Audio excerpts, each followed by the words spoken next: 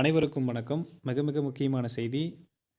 முதல்வர் விஜய் அவர்களை டெட் தேர்ச்சி பெற்ற ஆசிரியர்கள் சந்தித்து தங்களுடைய கோரிக்கைகளை சொல்லியிருக்காங்க. அதுக்கு விஜய் அவர்கள் ஒரு மிக முக்கிய அறிவிப்பு வெளியிட்டிருக்காரு. பிரஸ் நியூஸ் குடுத்துருக்காங்க, பேட்டி குடுத்துருக்காங்க. என்னங்கிறத நீங்களே பாருங்க. சார் வணக்கம். என்னோட பேர் சோபனா, சேலம் டிஸ்ட்ரிக்ட்லேருந்து. நாங்கள் நியமன தேர்வில் பாஸ் பண்ண இடைநிலை ஆசிரியர்கள் சங்கத்திலேருந்து வந்திருக்கோம். எங்களுக்கு கிட்டத்தட்ட 2013லேருந்து 2024 வரைக்குமே இதுக்கு முன்னாடி இந்த கவர்மெண்ட் நமக்கு வெறும் எக்ஸாம் மட்டுமே வச்சுருந்தாங்க. ஒரு முறையும் எக்ஸாம் வைக்கிறாங்க, அது கல்வி லிஸ்ட் விடுறாங்க, ஆனால் பணம் எதுவுமே இல்லை.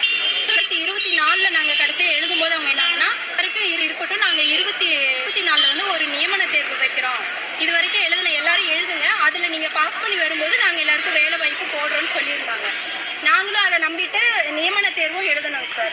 கிட்டத்தட்ட 13 வருஷம் கழிச்சு நாங்கள் அந்த எக்ஸாம் எழுதணும். 13 வருஷம் கழிச்சு எழுதின எக்ஸாமுக்கு அத்தனை வருஷமான வேகன்சி முழுசாக போடாமல் வெறும் 2700 மட்டும், அது எலெக்ஷன் டைம் மட்டும், அதை மட்டும் போட்டுட்டு விட்டுட்டாங்க.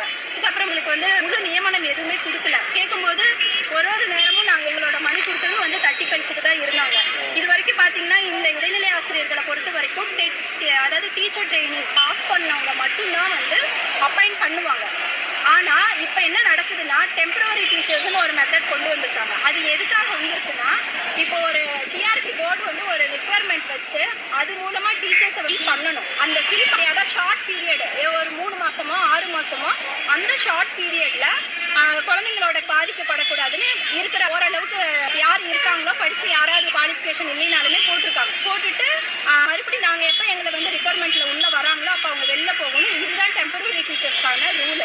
ஆனால் இவங்க என்ன பண்ணிட்டாங்க, 13 வருஷமாக வேலையே போடாததுனால எங்களுடைய இடத்துல ஃபுல்லாகவே இப்போ டெம்பரரி டீச்சர்ஸ் தான் இருக்குது. இந்த வேலை ரிக்வயர்மெண்ட்டு ப்ராப்பராக போட்டிருந்தா இன்னும் எல்லா வேலை வாய்ப்பு வாங்கியிருக்கோம்.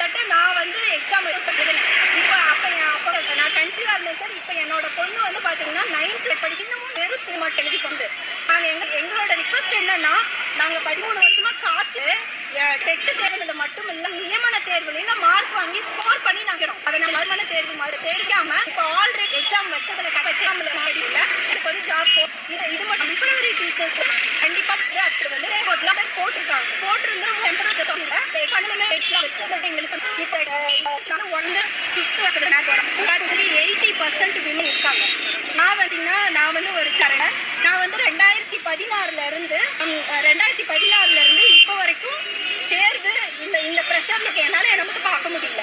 என்னோட பொண்ணு நானும் தனியாக தான் இருக்கோம். இந்த எக்ஸாமுக்காக இவங்க கிட்டத்தட்ட 6000+ வேகன்சி போடணும்னு சொன்ன ரீசனுக்காக நான் ப்ரைவேட் ஸ்கூலில் ஒர்க் பண்ணிருந்தேன். என்னோட வேலையை விட்டுட்டு, வாழ்வாதாரத்தை விட்டுட்டு, இதில் எப்படியாவது உள்ளே போனால் நானே என்னோட குழந்தைய நான் பார்த்துக்கலாம் அப்படிங்கிற இதில் தான் நான் இந்த எக்ஸாம் எழுதினேன்.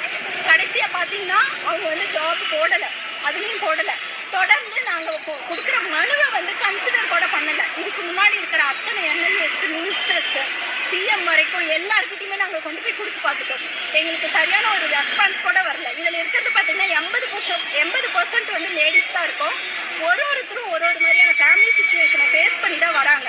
நல்லாவே தெரியும் ஒரு விமன் படிக்கிறது எவ்வளோ கஷ்டம். என்ன மாதிரி சிங்கிள் பேரண்ட் நிறையா இருக்காங்க. இதில் இன்னொரு விஷயம் என்னன்னா, ஒரு விடோவுக்கு கோட்டா கொடுக்குறாங்க. இதுக்கு முன்னாடி கொடுத்துட்டு இருந்தாங்க, ஒரு டெசர்டட் விமனுக்கு கொடுத்துட்டு இருந்தாங்க. அந்த கோட்டா கூட எங்களுக்கு அப்ளை ஆகலை, விடோவுக்கு மட்டும்தான் ஆகுது. அப்போ எங்களை மாதிரி இருக்கிற சிங்கிள் பேரண்ட்டு அத்தனை பேர் இருக்கும். ஒரு ஃபிசிக்கலி சேலஞ்சடாக இருக்கிறவங்க இந்த மனுவை தூக்கிட்டு இத்தனை வருஷமாக நாங்கள் அலைஞ்சிக்கிட்டு இருக்காங்க. திருச்சியில் சிவான்னு ஒருத்தர் இருக்கார். அவர் ஃபிசிக்கலி சேலஞ்சடாக அவருலாம் அத்தனை இடத்துல மனு கொடுக்கணும். அந்த மனுக்கு ஒரு ரெஸ்பெக்ட் வரல. இப்போ இத்தனை பெண்கள் இருக்கோம்.